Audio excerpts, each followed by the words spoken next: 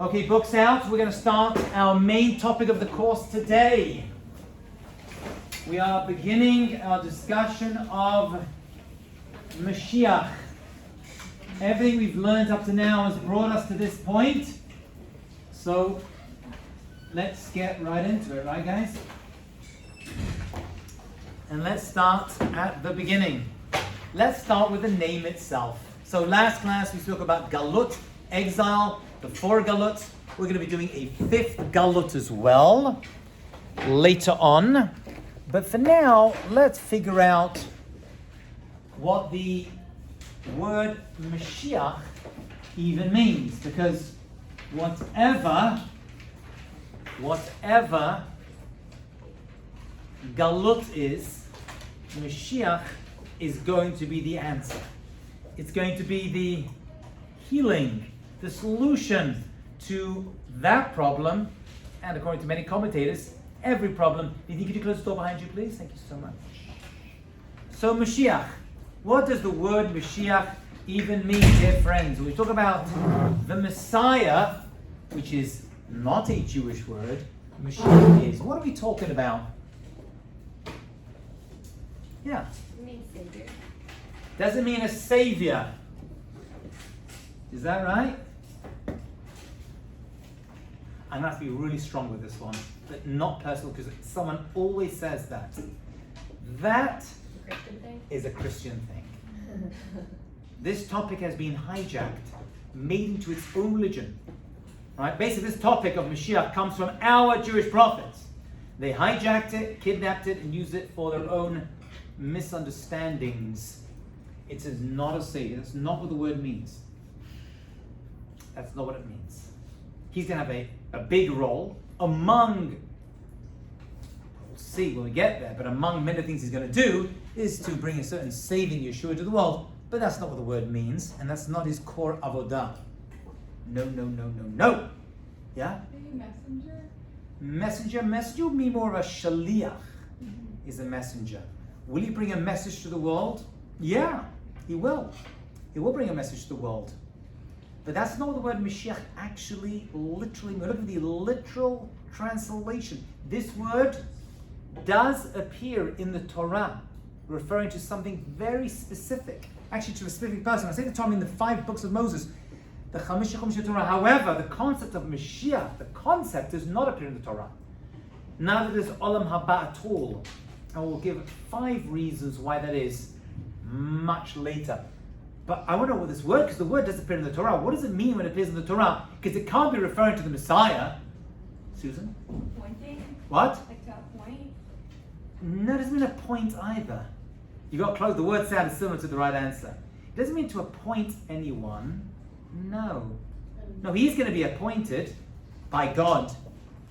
And, yeah? Anointed. Now that's the word we want. To anoint. That's our key word. Mashiach means, lasuach is to anoint. What does that even mean? Who is anointing what? So Messiah is not the translation of the word Mashiach. The word Mashiach, it's going to mean something else, by the way. We'll see another commentary. Actually, Rashi is going to give a different interpretation of it. But the word Mashiach in the Torah means the anointed one. There was a Kohen Mashiach in the Torah who was anointed for a specific job. Now, he cannot be the Alta Mashiach because he's a Kohen. And as we're going to see, a Kohen cannot be Mashiach. Mashiach cannot be a Kohen. Anybody know why? Yeah? Yeah, right? Because aren't they going to war, so technically they have to get their hands dirty? Okay. Could be a bit of a problem, but there have been Kohanim who've done warlike things in the past. Because you have to come from David Melech, who came from which tribe? Yehuda. If you're a Kohen, you must come from the tribe of Shevet Levi. So that we know for sure. If you're a Kohen, you're a Mashiach. So when it's talking about Mashiach in the Torah, why am I mentioning that? Because Mashiach is a procedure. That's what it is, a procedure.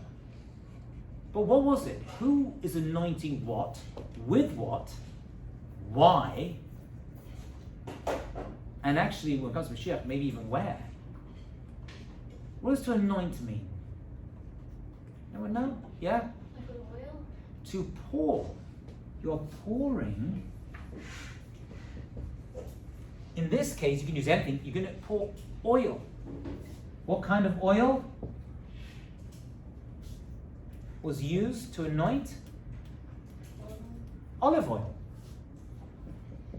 You took a guess and you were right.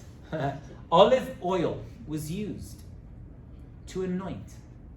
Who anointed who? Where do we see this happening? When you see the word Mashiach, something needs to jump into your head. Besides, what we're waiting for. Historically, people were anointed. Who? He did not anoint. He was anointed. Shaul was anointed when a king, before they were declared to be a king, a melech, was anointed by the prophet. Shmuel HaNavi, Samuel the prophet, anointed, Shmuel anointed Shaul and David. They took oil.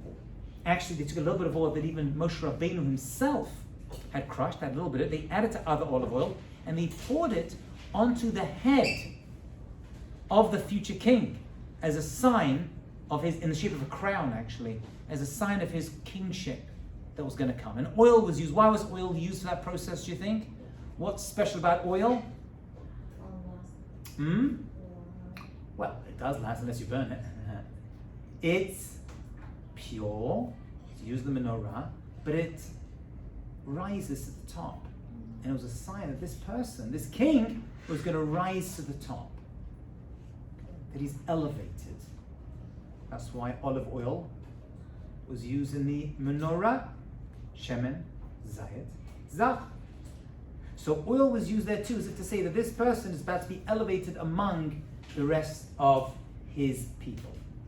So when we talk about Mashiach, the first thing we have to realize is we're talking about kingship. That's what we're talking about. The return of kingship to the Jewish people. That's it. Mashiach is going to be a king. Now there's a lot of implications that come with that, and maybe miracles and other events, but all of that set aside. When we're talking Mashiach, we're talking Malchut, Sukkot David Hanofelet. The Sukkah of King David that fell is going to be restored. That doesn't mean that we're going to build King David's Sukkah as it fell down because it was windy in Yerushalayim. What we mean is that ultimately the winds of change that blew down the Beit HaMikdash and ended royalty in Israel is going to return. Now we know why Israel is so important, because he's going to be the king of Israel. Just like David HaMelech was, Shaul before him, looking for a different tribe, Shlomo, and on and on. So Mashiach is going to have to be, and we're going to see, he's going to have to prove that he is a direct descendant of King David. Hence the expression, Mashiach ben David. What does that mean, Mashiach ben David? Well, we're going to give two interpretations. One is he's going to be a reincarnation of King David. That's the Abar Banel, we'll see that. But in practical terms, it just means he's going to have to prove that he is a direct descendant, ben achar ben, from King David himself, in order to be Mashiach. Ray had a question, do we answer it? Well, then I had a second question. If all you have to do is prove that you're descendants of King David, That's... Go on. Can Mashiach be a convert? No. Mashiach cannot be a convert. That's okay. He can't be a Kohen, can't be a woman. 99.999% of people in world history have not been Mashiach. It's a very limited job, and not an easy one. And we're going to talk about the character of Mashiach as well. He's a descendant of converts, because he comes from King David, and we know King David comes from Yishai and goes all the way back to Ruth. Right? So he's a descendant of converts, That we know for sure. But he himself cannot be a convert. I don't believe. Yeah. You told me to remind you of the question. What was that question? On Tuesday, like, why do we get to get Mashiach if our ancestors who are greater than us? Oh, that's very, very good. Okay. I'm not ready right now, but I want to ask that question today. I would like to answer that question. The question which was asked at the end of last class privately was, how do we get to merit Mashiach when previous generations do not?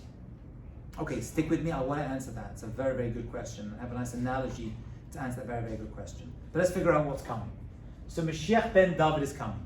This individual, it's a person, okay? But Mashiach is actually a process of reintroducing royalty to the Jewish people in the land of Israel. That's pretty much it. Now he's going to have a job, an 8-phased mission that we're going to come to, which is going to help us understand his role in this world. And that mission is going to also give us understanding of what's going to be happening in the land of Israel itself. Let's have a look at the Maharal of Prague, because we started this course, if you remember, talking about the 6,000 years of world history. Yeah? Remember that? We learned that out from the 6 Aleph in the first Pasuk. Right? Remember that? Barish Baralakim Shemot Haaretz. So we have 6,000, and we said that's actually divided into 3 sections of 2,000, 2,000, and 2,000. The first was Tova Vohu, right? The second was 2,000 of Torah, but the third was referred to as Yemot HaMashiach. In the last 2,000, of which we're in 5782 right now, it's in this period that Mashiach can come. Okay? The Torah was given as pretty much in this section, and this was the build-up to Avraham Avinu, who turned up in 1948. Okay. So this is the period really of the Avot being formed, finishing with Avraham Avinu, which takes us into Matan Torah, and then we have 2,000 years that Mashiach can arrive. It doesn't mean he came in the 2,000 years, because as I'm going to show you very, very clearly, there is no way you can say the Messiah has come. It's impossible. There isn't a single prophecy of any prophet. And the main prophet we're going to go to, for this course especially, is the prophet Isaiah. He's got the most to say about Mashiach. He's going to have a ton. So we're going to be seeing a number of prophecies of Yeshayahu Navi, who's going to be speaking about Mashiach. What he's like, what it's going to be like before he comes, during and after, how he comes. We're going to see a lot of that from the prophets as well. So in this 2000, notice that the 2000 comes to the end. Right. So this is my wording. This is the thesis. This is the antithesis, but this is the synthesis. Right. Any equation always has a thesis, then there's an antithesis to break it down, and then it all comes together at the end. It's like a joke or a story. It really is a joke, by the way. How does every joke work? There's a beginning, there's a middle, and there's an end. And the end comes to resolve everything that comes in between. That's pretty much what the Maharal is saying. By the way, the idea of laughter, we'll see, is really the secret of Mashiach. That's why Yitzchak has the name Yitzchak. There will be laughter. That's another topic, not for now, but that's interesting.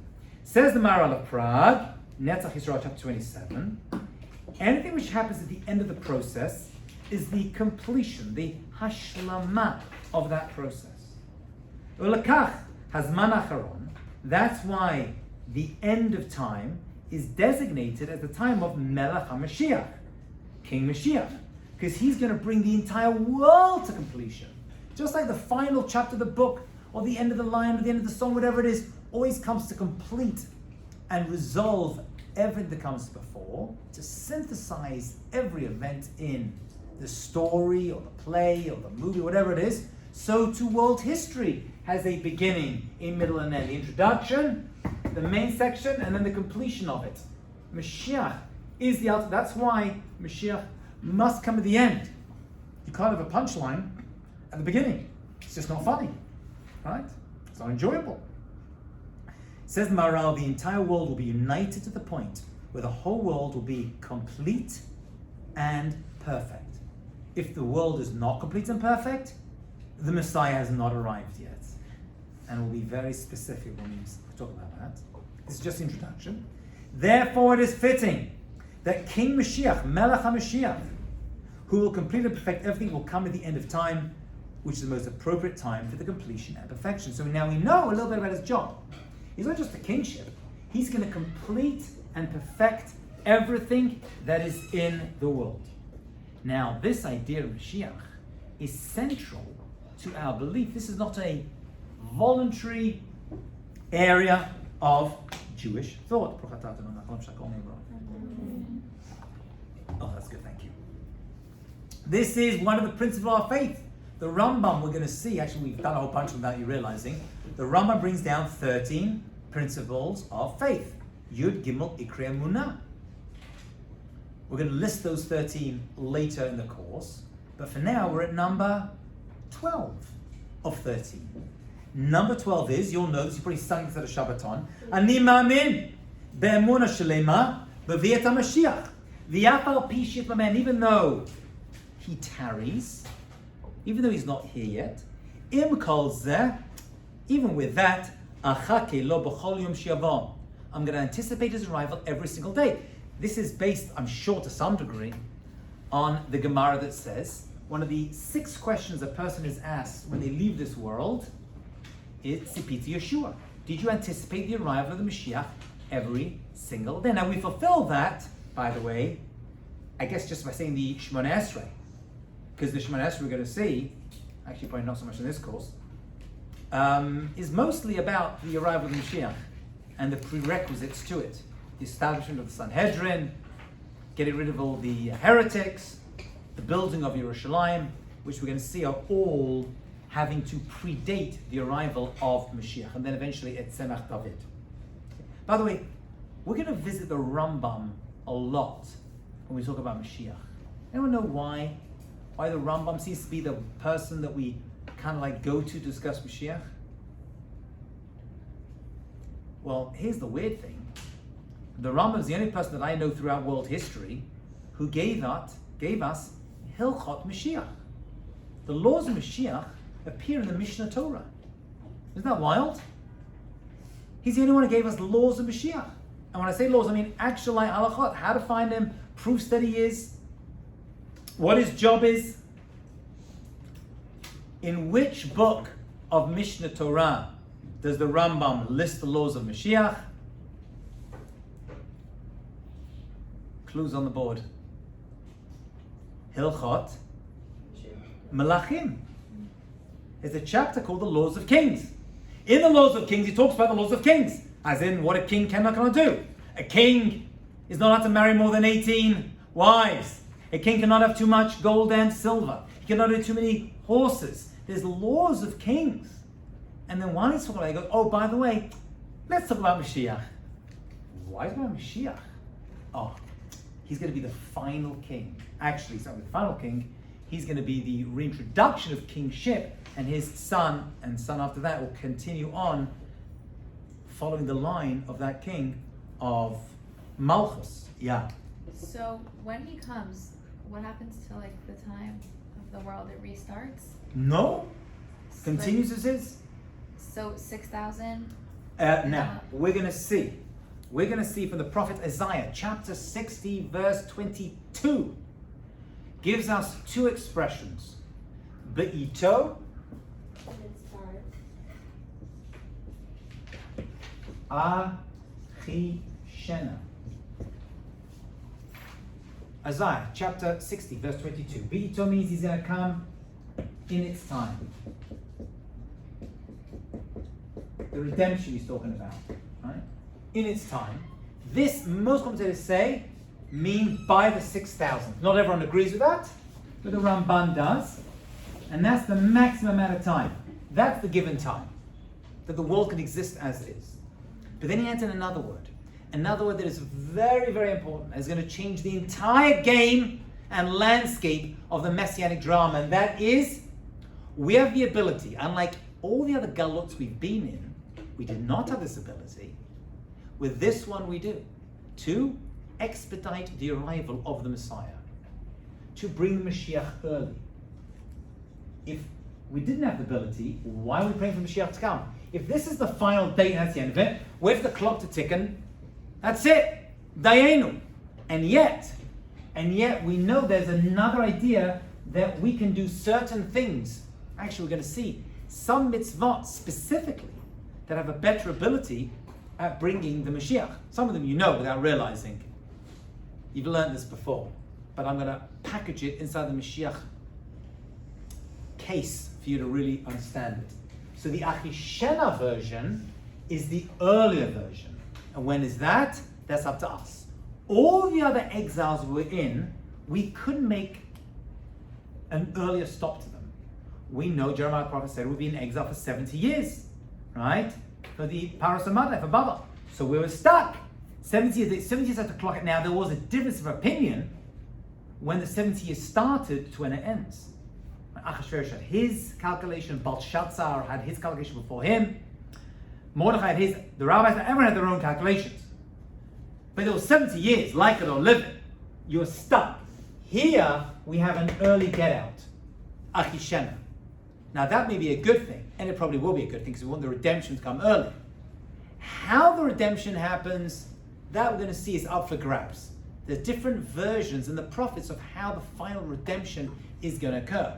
Miraculous or non-miraculous. We're going to get there. This is just the introduction. Eliana, then you, yeah? But if Yaakov saw, from the angel on the ladder, how many years we would be in the He last didn't one? see Rome. Rome he never saw. But it was still there. He knew there was going to be an end. He saw the angel go up, up. Yaakov, when he saw the fourth and final angel of Edom, Rome, climbing, he never saw it descend. He only saw it ascending. But it's already predetermined. How HaKadosh Baruch Hu knows the time. But Yaakov never saw that final ending. I thought he did. You said he did. He didn't know, So he knew it would be a long, long thing. Yeah, it said before he died, he was revealed the final time, but he wasn't allowed to reveal it to other people. That is true. That is true. Actually, just saying that, yeah. Yeah. Once Mashiach comes, is Mashiach going to be around forever? How long is that? He's going to be a normal person, flesh and blood, not God incarnate, a great person, a prophet, a great prophet. According to the Rambam, greater than all other prophets, except we're going to see from the Rambam to Moshe Rabbeinu. Others disagree, but he's going to live, he's going to die, he's going to pass on his kingship to the next person until Tchet HaMeitim, which is another topic. So how long is that until? Oh, we don't know. We don't know. There's a difference of opinion. We're going to see three opinions for when Tchet HaMeitim is going to kick in. We're not too sure. An opinion says 1,000 years. There is such an opinion. Okay? So it's central belief. You got to believe in it. And by the way, when we say you got to believe in it, according to the Rambam, the person does not believe in Mashiach, of which there are various groups among the Jewish people who dismiss this aspect of Torah thought. They're outside of our people. They're still Jewish, but they're not considered to be part of the Jewish people if they do not believe in this concept. Which is wild because this concept does not appear in the Torah. It's going to be hinted at in the Torah. We already saw a couple of them, but it is not explicitly mentioned in the Torah. Okay? So this is Hilchot Melachim, Laws of Kings.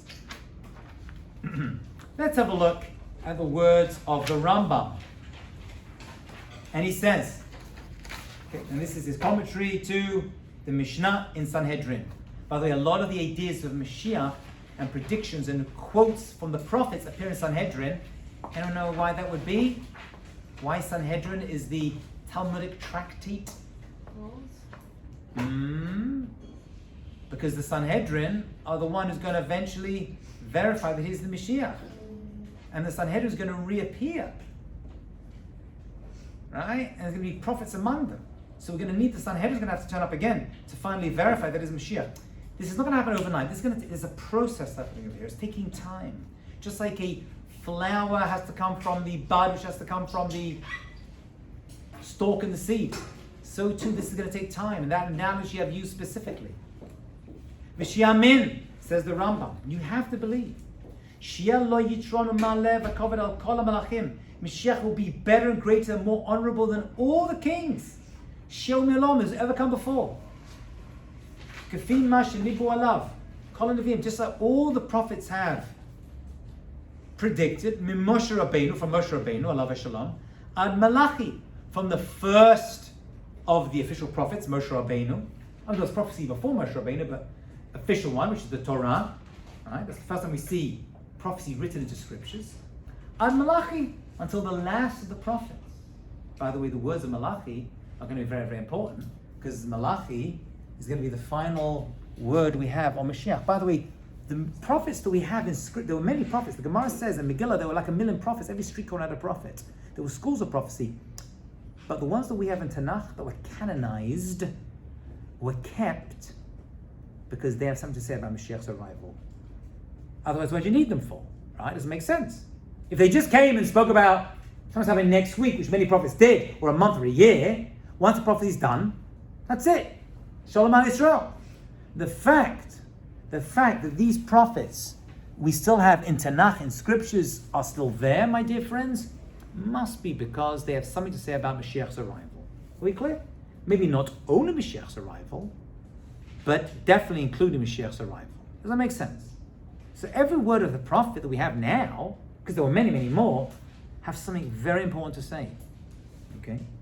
So he says, and so Malachi is the last prophet, what he has to say is actually going to fit in right before Mashiach comes. It makes sense, right? I mean, just chronologically speaking.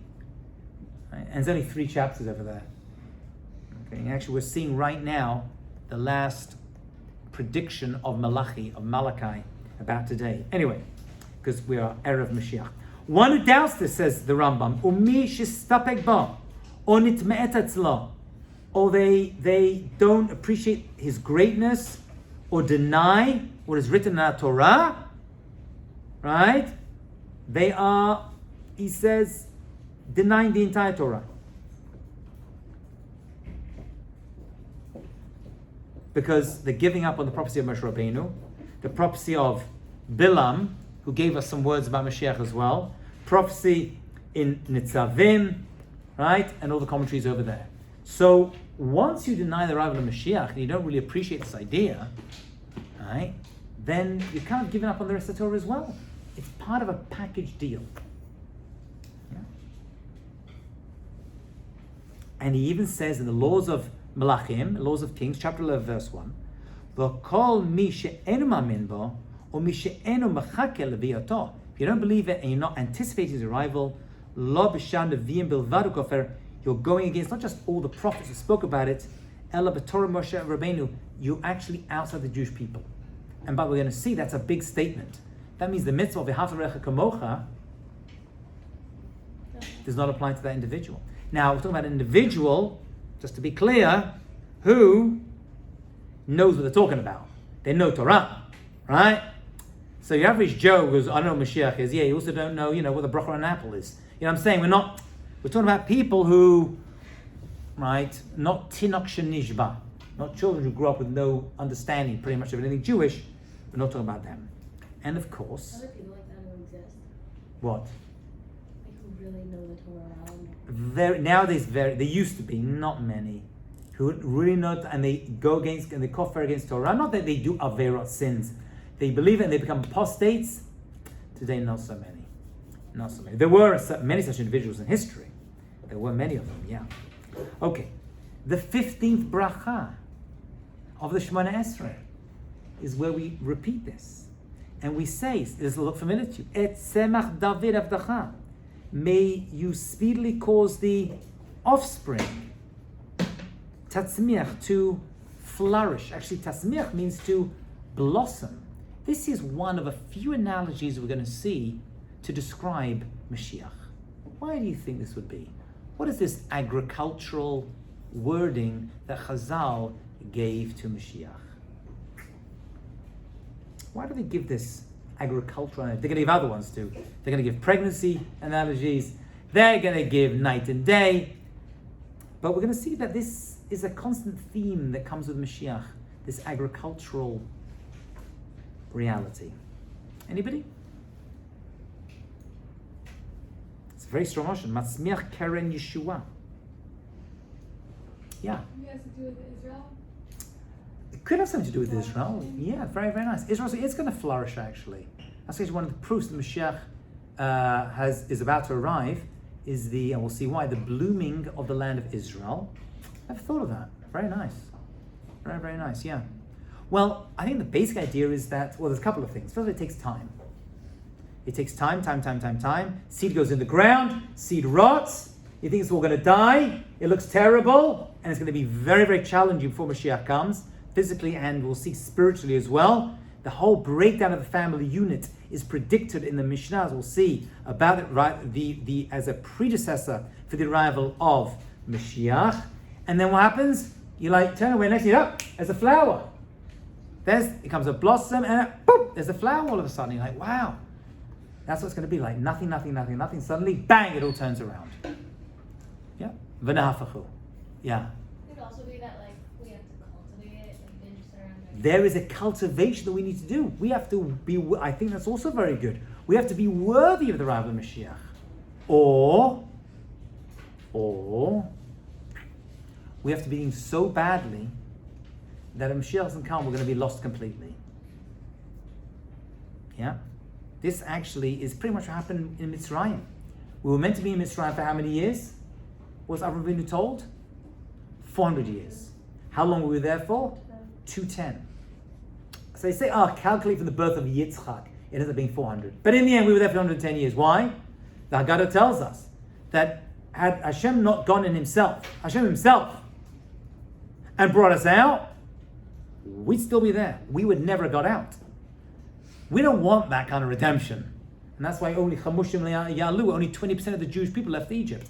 Everyone's going to be involved in this. We don't want that. We want the best version. We want everyone redeemed throughout the entire world. This is a mass redemption for the entire world. Remember, this is not just a Jewish redemption. This is everyone. Okay? So it could be the slow process. It needs the cultivation. But if we don't cultivate it, it could come in an unpleasant way. Right? And that is the version we'll see from the prophets of Mashiach coming as an ani rochev al chamor, like a poor person riding on a donkey. Not so nice, right? You want to come in a limo or a Ferrari, not a donkey. It doesn't say that in the prophets, but the donkey thing it does. On a chamor. Chamor comes from lashon chumriut, physical, more of a physical, non-miraculous. That's in our hands. We have the ability to decide the form of redemption. And in Kaddish, Sephardim and Ashkenazim and Hasidim, I should say, add the words. Right? He's going to bring his malchut. Veitzmach purkaneh. He's going to bring his salvation to blossom. There it is again. V'yikarev meshiche. He's going to bring closer his anointed one. He'll bring closer his anointed one. We're getting a picture. There's a picture forming in your minds of what's happening over here. Not some weird Kabbalistic ending. This is a normal person, flesh and blood, married, who can come at any time. Does that mean that there needs to be a potential Mashiach all the time? You're going to have to say that. If Mashiach come at any time, there's got to be someone on deck, ready to step up, right? Are they aware of their mission? Not necessarily. Moshe Rabbeinu wasn't aware of his mission until he hit the burning bush, right? So maybe there'll be a burning bush version, whatever the modern 2021 version is, or 5782 version is, God willing, that will happen. Yeah? But there's got to be someone on deck. I mean, we know there are Lamed Vav Tzadikim, there's 36 righteous people in the world, any given time. Maybe it's one of them. Maybe it's not. Is it allowed to be one of them? Don't see why not. I don't know. Hashem's decision. But there's always got to be one potential Mashiach in every generation who's ready to go. Boom, boom, boom. And if that one dies, boom, the next one comes up. Because Mashiach can come at any time. We just said, right? So there's a potential Mashiach right now. You could have met him. Maybe you met him. Possible? Yeah? I was going to ask, who does he go to prove himself? Oh, that's going to be a big deal. That's a big question. Who does he go to in order to prove himself? It's going to be a big deal. It happened in history. There's going to be a special test, a series of tests. He's going to have to pass in order to get the job. Yep. One of them is a prophetic test. He's going to have to prove as a prophet through a very specific type of prophecy, which we're going to speak about when we get there. We're going to speak about it. It was used actually in history. The Gemara gives a case that Barak Kochba was tested with this, and he failed. So he's going to have to do this. He's going to have to do a bunch of things. Yeah, there's a whole checklist. Oh, it's not an easy job to get. Not easy at all. Okay. So the Gaonim, Rav Sadi Gaon says, he says, for many reasons, the fact of our redemption is undeniable for various reasons. Among them is that it was confirmed by all the miracles Moshe Rabbeinu did, right? That there would be a final redemption that would come at the end of days, as well as the miracles later formed by the Navi, because a Navi had to do miracles, predict things that were unpredictable, and by the many other prophets, because we have many prophets that speak about it. They all came along and they based their prophecy among miracles and predictions that were verifiable. And HaKadosh Baruch Hu, as the prophet Isaiah says, he makim davar, he's going to make stand his word, avdo, his service, for itza malachim yashlim. And he confirms the word of his servant, performs the counsel of the messengers. It's going to happen. This is a given. There is going to be a Redeemer who's going to bring a redemption to the world itself. Yeah? And he says, Umehem, Shu Tzadik loyal. God is just, and after so much suffering of galut that our people have been through for thousands of years, right, there has to be a limit. And that limit is going to end with the arrival of Mashiach. So Mashiach is going to begin Olam Haba. And actually, when we refer to Olam Haba, we're referring to three possible things. One, where your soul goes to when you die, which is actually Gan Eden or Olam HaNeshamot, actually. Two, Yamata Mashiach. And three, Tcheta Meitim. That's really is the third. But Olam Haba begins with Mashiach. That's what he's doing. He's getting rid of all war, all tragedies, all challenges. Gone! So you said it's one of the 13 principles of faith to believe in. According to the Rambam, yes, you have to believe in it. So then, does Mashiach himself believe that, like, Mashiach was coming? Like, if he's Mashiach? Well, he may not know it's Mashiach, but once he's given the job, yeah, it's him. And if he's a believing Jew beforehand, he must believe in it. Otherwise, he's not going to be part of the people, then he wouldn't get the job in the first place. It's like chicken and egg, right? You gotta believe in it to be a believing Jew, and he's a believing Jew, therefore he must believe in it even before he gets the job. But how does he know that he's Mashiach? There are signs that will come to him. He's going to be a prophet. He's going to be a prophet. We're going to see. He's going to be a Why would he Navi. want to, like, step up? Or he may have no choice. Moshe Rabbeinu argued with God for a week not to be chosen and got the job. He may not even want it. Who knows? You know? So they asked you to like get an aliyah. I was like, oh no. You're like, no, stop. Right? What does the beginning of Olam Haba mean? That means the beginning of the redemption of the outer world that ends with Tcheta Meitim. So Tcheta Meitim is not the beginning. No, actually, So maybe we don't know. There's very little prophecy of Tcheta Meitim. The prophet tells us, as Isaiah says, Ayin lo ra'a, my eye or no one's eye rarely saw. Ezekiel the prophet speaks about the Beit HaMikdash, and we have certain things that will happen that So how do we exist. know? Very little. It's in the prophets, but very little written on it. So then There's no detail. We have a lot of detail. Mashiach, there's tons written on it. what's right? the beginning then? Of the arrival of Mashiach and world peace. If you want the exact beginning. And the fact that the name of God and the knowledge of God is going to cover the earth, like the oceans cover the earth right now. So even at Absolute the beginning, believing of God. there's still a process afterwards. Yes. It's going to take time. And then we're going to see the return of the Jewish people to the land of Israel. It takes time too. We're going to start booking flights. And Ben Gurion's not big enough. I know what we're going to do. I'm not flying to Allah. I know what we're going to do. Okay? So, the Gaonim, Rishonim, Nevi'im, Gemara, you can name it, it's a given. You cannot deny this area of Jewish belief. Says Rashi, based upon the prophet Isaiah, chapter 61, verse 1, En Mashiach el lashon srara u'gedula. I'd highlight those words. The term Mashiach refers to leadership. He's going to be a leader. He's going to be a leader. What does a leader mean? And there's tons of leadership books. He's going to be the ultimate leader, rallying people together to a common cause, bringing resolution to all doubt. He's going to be a teacher of information. For us, he's going to be the ultimate prophet.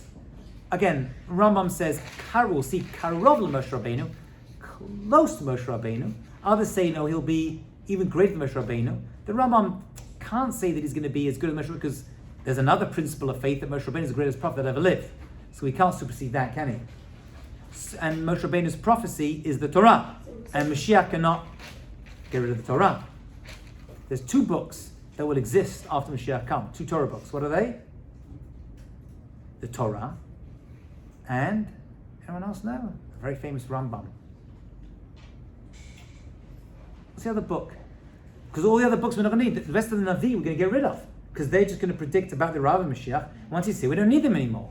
But there is one book in scriptures, in addition to the Torah, that is going to still exist. Anyone know which book that is? One of my favorites. Megillat Esther. Megillat Esther. The Rambam says that. There's something very messianic about that story. Wild stuff. Keep the fast as well? All fast days are gone. Even Yom Kippur? Gone. Right No when more he comes? sin. We're finished. Done. You're going to be eating. You're meant to eat Yom Kippur. Now we eat the day before. What does that even mean? No more sin. No more. So that we have to understand. What does that mean, no more sinning? So we'll talk about the nature of free will is going to change as well. Right when he comes? Or the May take process? time. It's a process. But it's going to go away. We're going to discuss the Ramban. It's going to discuss that in the Ramban. Alright? But no, we have to eat Yom Kippur. Worth it just for that, right? No more Tish B'Av? Hello. Okay, you need a motivator. That's it. You can have your bagels in the morning, not like, 11 p.m. at night. Right. So the word Mashiach is going to be a leader and a great individual. And by the way, this is very much in line with the rest of the prophets we'll see. We talk about the character traits of Mashiach himself. Let's go even further. You're learning a lot from me today. You think we're getting your money's worth? Or your parents are. Okay. Let's come to one of my favorite pieces of Torah. Because the Gemara tells us something unbelievable about the name Mashiach. So we looked at a few definitions, right? Mashiach's to greatness, right? It means a leader. It means the anointed one. It refers to kingship. But did you know, my dear friends, the Mashiach is made up of 4 letters. Mem, Shin, Yud, Chet. Mashiach, by the way, when people write in English, they write Moshiach, M-O-S-A. That's wrong. It's Mashiach. It's not a Cholam, it's a Kamatz. It's Mashiach, by the way. So you want to spell in English. It just annoys me. It should be M-A-S-H. In the past, I've done it with an O. It's wrong. There's no Cholam on the Mem. It's Mashiach. Okay. Mem. Shin. Yud. Chet. Why did I just put it downwards? There's 4 names. Because the Gemara says these 4 letters, as well as being combined to make one word, are 4 possible names of the Mashiach. This is a very famous Gemara in Sanhedrin. There are 4 possible names. Right? Now, we have to understand, what does even that mean? 4 possible names of Mashiach? What do I care what his name is? Just let him come. No? What do I care what his name is? His name's Harry. Binyamin. Jerry. What Machpatli? Well, Mashiach's not his name, right? What are the 4 names? Let's have a look at the Gemara. Gemara can be found on page 54. Fascinating Gemara. The Gemara Sanhedrin says, Ma Shemo. The Rabbi Shila Ma Shila. There was a school of a rabbi called Rabbi Shila. And his name, he said his name is Shiloh. Shiloh. This actually is found in the Torah. Ad Shiloh, Shiloh, until Shiloh comes. Mentioned by Yaakov Avinu. Right? That's one name. Right? And it says over here, Ad Ki Yavot Shiloh in Bereshit, Mem Tet Yud. There was another school, the Bei Yanai, And they said, no, his name is Yanun. Yanun. Okay. Interesting. There was a rabbi, had a school called, his name was Rabbi Hanina, and he says his name is Hanina. Weird. Hanina. And V'yesh Omrim Menachem ben Chizkiah Shemo. And they basically were like, Yehi Shemo Leolam Lefnei Shemesh Yanun Shemo. They found verses in Torah, in Tehillim, Jeremiah, Asher Laten Lahem Chanina. His name is Chanina. It's just interesting that whose opinion is that his name's Chanina? Based upon Jeremiah the prophet, the school of Rabbi Chanina. And then there was a school of Menachem ben Chizkiah, and his name is Menachem. So Rabbi Menachem's school said his name is Menachem. Rabbi Shila says his name is Shila. Rabbi Yanai says his name is Yanun. Rabbi Chanina says his name is Chanina. We have a lot to unpack over here. First of all, I was like, are you joking me? Are you like kidding me? Are you telling me each one of these rabbis says, yeah, he's got the same name as me? What's that about? Do these have to be his actual names? And why do I care what his name is in the first place? Let's start with that question. Why do I care what his name is? Does it literally mean the Gemara that this will be his names? Maybe it's like personality. Okay. It's more than personality. Character description. Essence. It's character description, yeah. You see, your name is your essence, right? Your Shem is your name, but it also defines who you are. As we said, the word for a soul is a neshama, medles Shem. It reveals your mission, which is why the Arizal says when a person is named by the parents, they have Ruach HaKodesh, right? Because your parents can't decide your mission in life. So what's happening is, not that his name is Menachem, although there is that do believe it, but they say no. His job is to Menachem, to console us after thousands of years of Galut, Shiloh, Shiloh, gift. He's going to be a gift to the world, and people will bring him gifts like they brought to Solomon, Shlomo HaMelech, from all over the world. Yanun. Yanun, I think, means to multiply, like fish, I believe. In my book, I brought out another interpretation of this word. It means lots of. There's going to be a population explosion before Mashiach comes. He's going to bring a lot to this world. Yanun. And Chanina, because he has tremendous chayim, grace. Very charismatic individual. He's going to have, to be a great leader, you have to have charisma. And he's going to use it. It's going to be an incredible Talmid Chacham. He's going to be an incredible prophet, but he's going to have these four traits as well. So the word Shem, just one second, I'm sorry, I'm going to come to you in a second. So the word Shem, right? Shem means name. They're also trying to figure out, right, Shum. Right, Shum, how do we define this individual? It defines the person. What's a shoe? Shum means to evaluate. Right? Sham, he's there. He's present.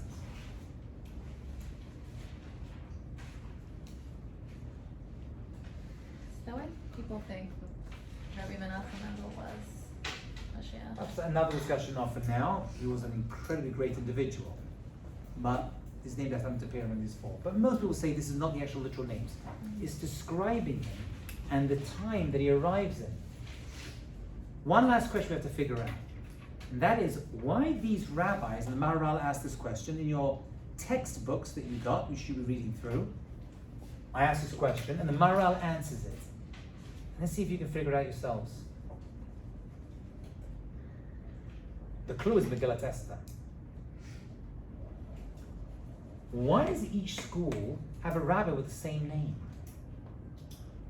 Why does each school have a rabbi with the same name. Can't be coincidence. The school of Hanina, right? Our great Rabbi Hanina, that's the name of Mashiach. What, did they believe their Rebbe was Mashiach?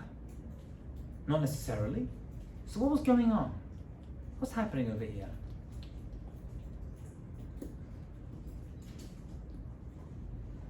It can't be coincidence. Yeah.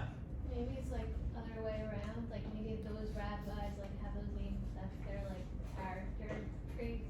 So then each school was like. Okay, you could assume they had it, but what's that got to do with Mashiach? Then that school thought that the Mashiach should have like the character traits that like their school does. Oh, very nice.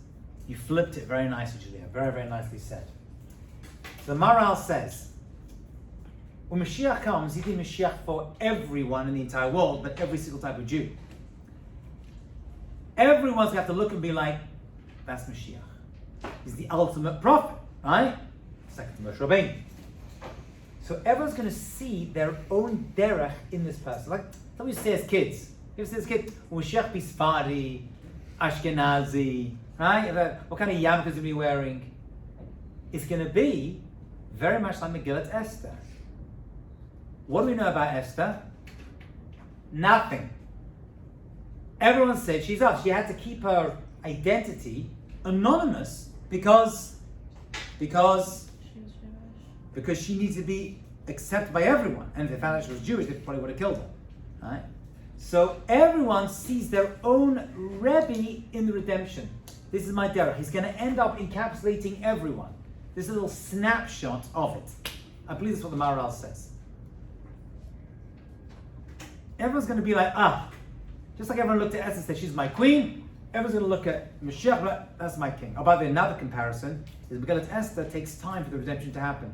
And then V'nahaf, where it all turns around at the end. Right? It's also a blossoming of a redemption to build the second Beit HaMikdash. This is the building we're going to see of the third Beit HaMikdash. Actually, one of the proofs that he is Mashiach, the ultimate proof, is that he builds the third and final Beit HaMikdash. Probably one of the hardest things he's going to have to do. Without starting World War III, and 4, and 5. Well, technically, it can't because everything's going to be good and there's going to be no challenges. Oh no, this is the build-up to going to prove that he is Mashiach. Yeah, you have to fight Gog and Magog as well. There's a lot going on. If that happens, we don't know. Not every negative prophecy has to happen. Every positive one does. We'll see the Rambam that says that as well. So this is what, they didn't say Myra is Mashiach. They said, I'm seeing this Mashiach character, this individual, I can see my derech in that person too. It's not going to be, he's going to unite us and not divide us. Yeah? Yeah. That's a beautiful interpretation of this Gemara. There was one other piece though, which I have to look up. It's in my head now. I have a chapter called What's in a Name? 1 second.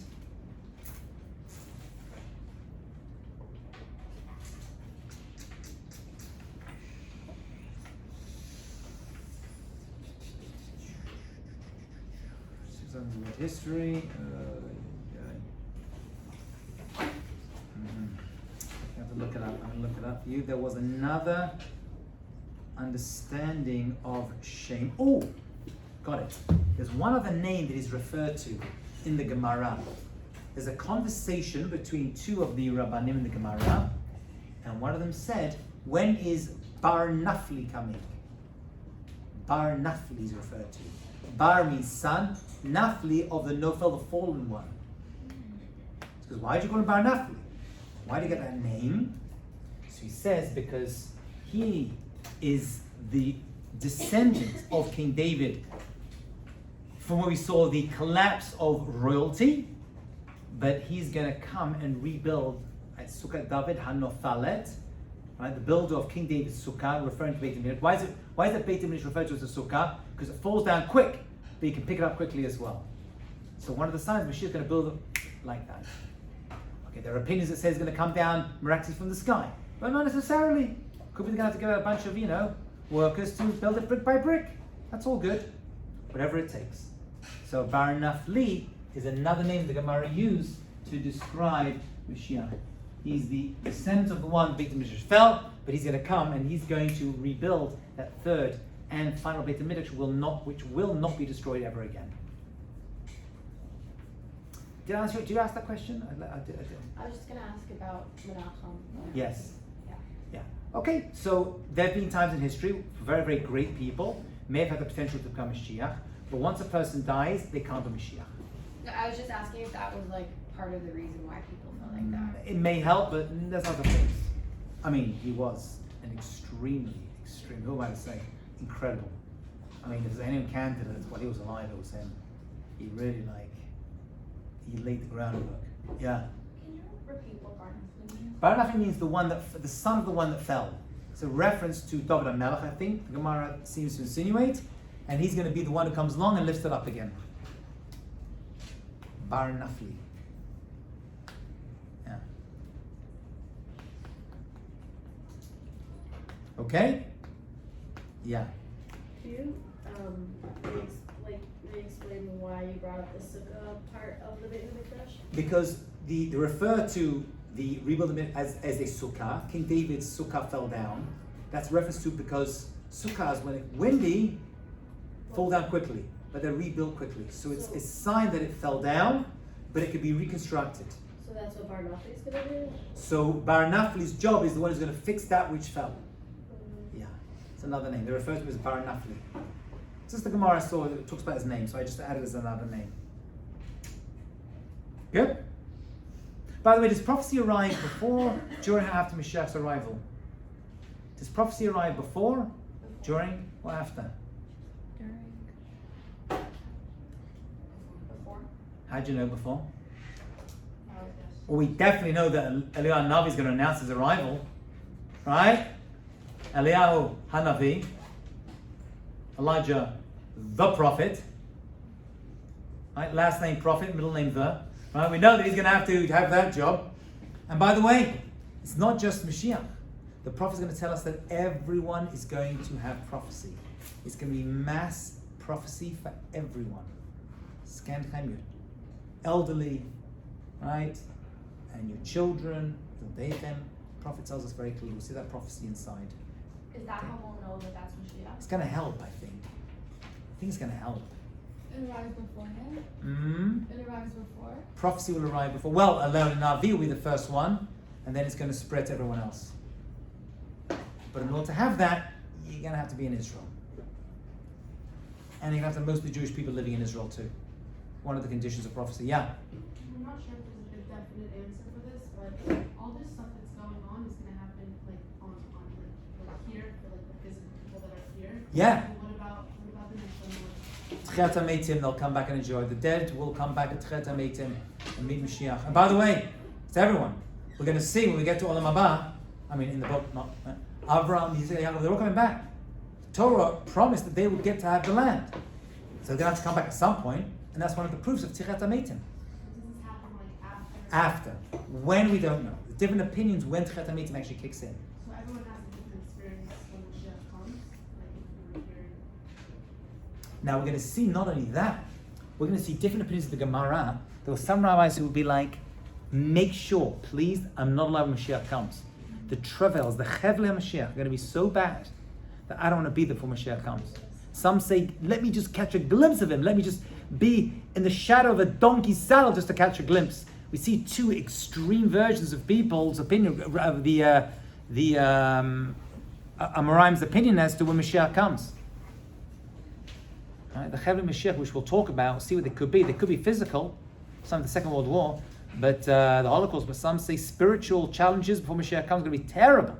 Breakdown of the family unit, licentiousness, terrible things. So they say, make sure I'm not there. Imagine that.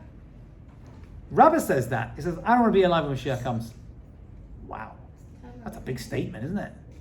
We're all waiting for Mashiach. He's like, let him come, but don't let me see him. We'll see the Gemara inside, yeah. In Tchiat HaMeitim, do people come back the same age that they passed life?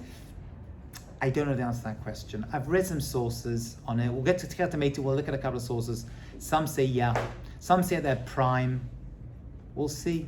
They'll be recognizable though. They'll be recognizable. But I'm not sure, I don't know. When we get to Tchiat HaMeitim at the end, we'll have a few pages of some understandings of that, yeah. Okay, that was fabulous. We did a lot today. We'll pick this up, God willing, on Tuesday. Have a great day.